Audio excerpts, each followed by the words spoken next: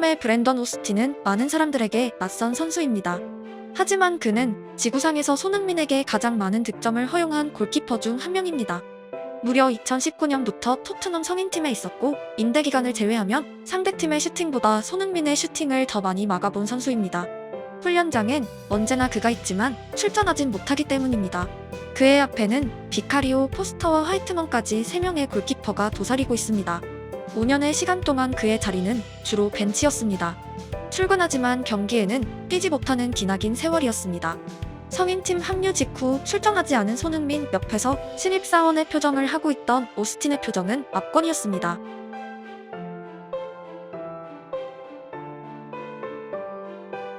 베일의 말처럼 손흥민은 항상 행복하지만 실점과 패배에는 화를 냅니다. He's just an amazing guy. He's the happiest, literally the happiest guy on planet Earth, I think. Just his personality, just in the dressing room, he's always smiling, laughing, joking. Yeah, he always picks up everyone around him. And obviously, I've seen other people say before, his smile just cheers the room up. In the world, I would probably go. In the world, wow. He's literally, yeah. No matter what it is, he's always happy. Apart from when we lose, he's sad for a few hours, and then his smile comes back. 오스틴은 해당 광경을 처음 봤고 그에겐 낯선 순간이었을지도 모릅니다. 훈련장의 손흥민은 전혀 다른 캐릭터이기 때문입니다.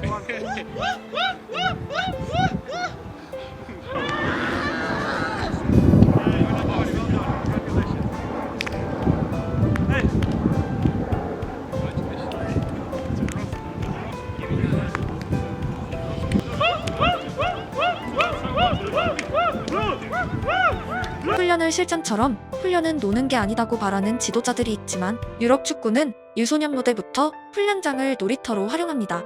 가장 재밌는 축구가 가장 성장에 도움이 된다고 여기고 있고 심지어 어린 나이에는 승부보다 재미를 강조하기도 합니다. 이기기 위한 축구를 어릴 때부터 펼치면 팀 운영은 전술 위주로 흘러가고 아이들이 가장 창의적인 플레이, 개인 플레이를 습득할 기회를 박탈당하기 때문입니다. 최근 유럽을 경험한 한국의 젊은 지도자들이 이구 동성으로 말하는 주제이고 손흥정 씨의 교육 철학과도 흡사합니다.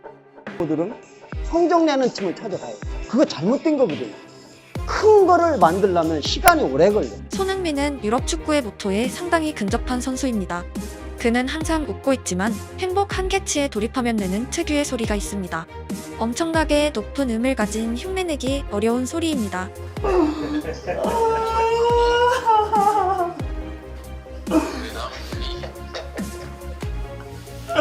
I love it.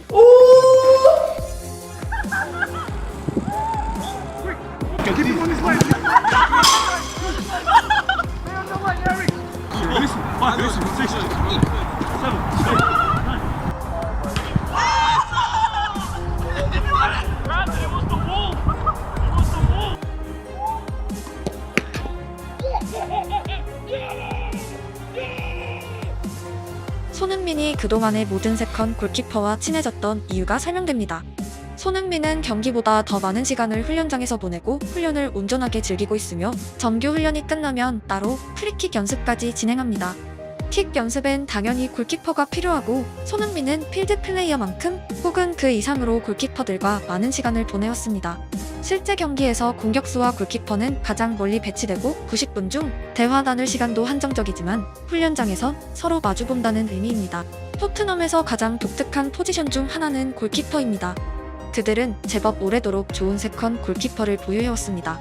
올해 지로나에서 38경기를 뛴 가자니가와 나폴리에서 7경기 출전한 골린이 잉글랜드 대표팀 출신의 조하트 챔스에서 메시를 격침시킨 남자 포스터까지 주전 골키퍼 요리스의 아성을 누구도 넘지 못했지만 그의 부상 공백을 메울 후보 골키퍼의 면면은 항상 화려했습니다. 오스틴은 주전 골키퍼 경쟁이 아니라 세컨 골키퍼 경쟁을 해왔고 결과는 언제나 암울했습니다. 주전 골키퍼가 부상당하고 세컨 골키퍼까지 부상당해야 출전 기회가 생기는 오스틴에게 토트넘에서의 출격은 복권이나 다름없습니다. 매년 똑같은 상황의 반복이지만 그는 언제나 프리시즌을 준비해왔고 개막하면 역시 벤치에 자리하며 자신의 직업이 축구 경기가 아니라 마치 선수들의 훈련 파트너로 느껴질 만큼 아득한 시간이 흘렀습니다. 당연한 말이지만 훈련 파트너는 정말 중요한 역할입니다. 오스틴이 임대 갔던 무렵 그 역할을 대신했던 선수의 훈련 후 표정은 마치 90분 풀타임을 뛴 필드 플레이어에 육박했습니다.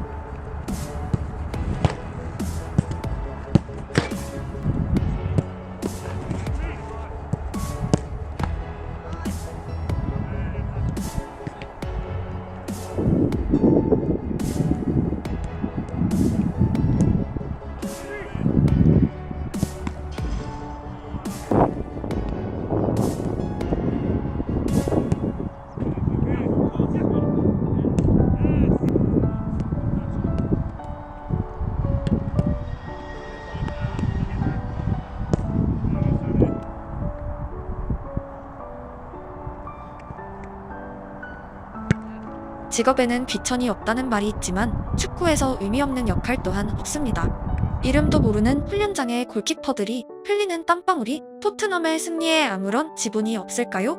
절대 아닙니다. 다음 주 경기에서 득점하는 케인, 손흥민, 모우라의 컨디션은 훈련장에서 수많은 파트너들에 의해 형성되었습니다. 그리고 토트넘의 슈팅 드릴에서 케인은 주로 요리스와 함께했고 손흥민은 주로 세컨 혹은 서드 골키퍼와 파트너를 맺어왔습니다.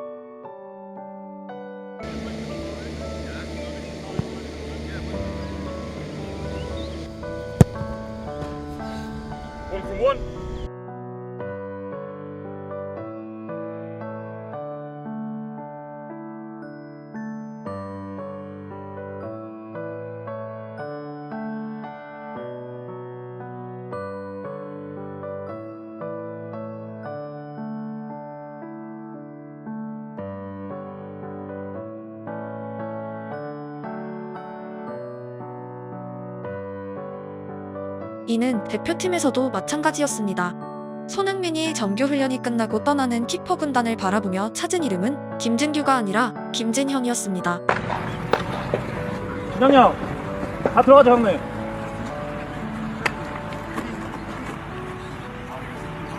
결국 주전 골키퍼와 일부 선수까지 포함한 대규모 잔업으로 연결되었지만 그는 김진현을 찾았습니다. 다음 날 출전하는 주전 골키퍼의 체력을 배려한 것인지 아니면 출전하지 못하는 골키퍼의 훈련을 위한 것인지는 손흥민 본인만 알 수 있지만 그는 잔업 요청은 언제나 세컨 혹은 서드 골키퍼에게 부탁해왔습니다. 토트넘의 모든 골키퍼와 친해졌던 당연한 이유이고 그는 필드 플레이어보다 더 긴 시간을 골키퍼들과 함께해왔습니다. 최근에는 포스터가 주로 파트너였고 그가 부상으로 빠지면 오스틴이 선택받았습니다. 팀에서 가장 주목받는 공격수와 팀에서 가장 빛을 보지 못하는 포지션, 그것도 후보의 후보 골키퍼와의 관계는 제법 독특한 형태를 띠고 있습니다. 누군가에겐 한 명의 일방적인 도움으로 보일지도 모릅니다. 하지만 레버쿠젠 시절의 파트너 레노는 분명하게 말했습니다. I know what he is doing, and so as a goalkeeper, sometimes you have to read the situation, and I read the situation, and then fingertip safe. If I'm with 그들은 완벽한 공생 관계입니다. 훈련장에서 손흥민의 슈팅을 막아냈던 레노는 경기에서 상대의 슈팅을 막아낼 수 있습니다. 손흥민만이 획득한 성장이 아니라 레노와 나눠 가진 시간이었습니다. 오스틴 골키퍼 또한 경기에서 성장할 순 없었지만 일주일의 사이를 손흥민의 슈팅을 막아내고 있습니다. 2019년 성인팀 합류 단계부터 2024년 현재까지 그가 가졌던 유일한 성장 기회는 훈련장이었습니다. 토트넘 관계자가 아니면 아무도 그의 경기력을 알 수 없습니다. 토트넘에서 가장 베일에 쌓인 남자 오스틴은 지난 5월 토트넘과 2029년까지 재계약에 성공했습니다. 사실 그는 골키퍼를 하기에 축복받은 재능을 타고났습니다. 바로 신재입니다. 1999년 잉글랜드 하트포드셔에서 태어난 더스틴 오스틴의 출생에는 재미난 포인트가 있습니다. 그의 아버지는 미국 국적이고 농구 선수였습니다. NBA는 모든 미국 농구인의 꿈이지만 그 문은 바늘 구멍보다 더 좁습니다. 상당수 선수들은 해외로 진출하게 되고 네빌 오스틴 씨도 그중 한 명이었습니다.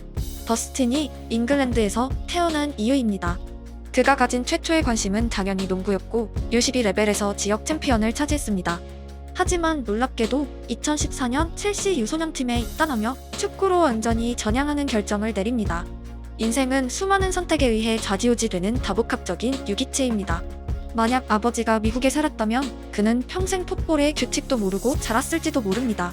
미식 축구나 농구로 전미 최우수 선수가 되었을지도 모릅니다. 하지만 잉글랜드에서 태어난 소년에겐 역시 농구보다 축구였습니다. 아버지를 닮아 엄청난 팔길이를 자랑하는 버스틴에게 골키퍼란 포지션은 완벽했습니다. 그리고 무려 U21 잉글랜드 대표팀에 차출되며 현재까지 축구 인생에서 가장 빛나는 금자탑을 쌓았습니다. 잉글랜드 전체 유소년 중 FA에 발탁된다는 것이 얼마나 희박한 확률인지, 그가 얼마나 많은 지역의 천재들을 누르고 대표팀에 차출되었는지 통계적으로 표현하기 어려울 정도입니다. 공부로 치면 평생 전교 1등만 하던 아이들을 모아 그중 1등을 가리고 여러 번 반복해서 살아남은 사람들이 PL과 프로계약에 성공하는 승리자들입니다. 신체적 재능과 관심, 거기에 잉글랜드 축구협회의 선택을 받을 정도의 커리어까지, 직업인으로 그의 인생은 분명 평균 이상이 있습니다. 하지만 성인팀에서 1년에 한 번 출전할까 말까 하는 현재가 축구의 현실입니다. PL 주전 골키퍼의 문은 NBA보다 더 좁다고 말해도 과언이 아닙니다. 부상이 아닌 이상 잘 바뀌지 않는 주전 골키퍼이고, 축구라는 세상에서 2명의 골키퍼는 절대 동시에 출전할 수 없습니다. 결국 그는 언젠가 NBA 입성과 화려한 미국 귀환을 꿈꾸며 유럽 땅을 처음 밟았던 아버지와 상당히 흡사한 인생을 살아가고 있습니다. 도전의 역사이고 거대한 벽들과의 경쟁입니다. 언제 출전할지도 모르는 한 경기를 위해 그는 1년 어느덧 5년의 세월을 토트넘에서 보내고 있습니다. 다음 시즌 비카리오, 포스터, 화이트먼이 동시에 부상 이탈해야 오스틴의 출격은 가능해집니다. 축구는 뜨겁고도 차가운 종목입니다. 하지만 변하지 않는 것이 있다면 다음 시즌 훈련장에서도 손흥민은 오스틴을 상대로 골을 넣고 소리를 지르고 있을 것입니다. 그 시간들이 켜켜이 쌓이면 언젠가 오스틴은 어딘가에서 주전 골키퍼가 될 수 있습니다. 손흥민의 훈련 파트너였던 가사니가는 올 시즌 지로나에서 38경기에 출전해 172개의 선방을 기록했습니다.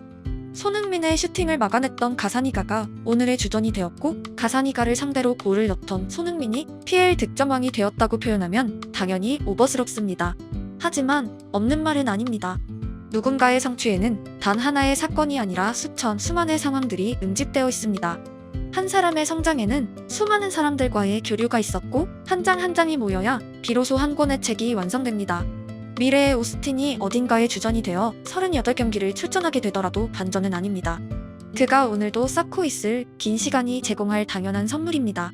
오늘 없이 내일은 없습니다. 손흥민 또한 축구 인생 전체에서 훈련 파트너가 한 명도 없었더라면 손흥민조는 없었을지도 모릅니다.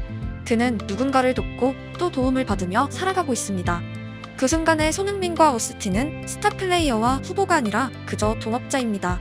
토트넘엔 수많은 선수들이 있지만 오스틴은 분명 손흥민이란 선수의 시즌을 위해 주요한 동료이고, 토트넘의 승리에는 그의 몫이 포함되어 있습니다. 세상 곳곳에는 제2, 제3의 오스틴이 있습니다. 이름도 성도 모르지만 세상을 구성하는 중대한 요소입니다. 세상에는 주인공보다 조연의 숫자가 압도적으로 더 많습니다. 빛이 비로소 빛이 되는 원동력이고, 뒤에 있다고 결코 희미하지 않습니다. 그들의 존재를 모두 알릴 때까지 스토리K의 영상은 계속될 것이고, 성장형 드라마는 오늘도 생각할 거리를 남깁니다.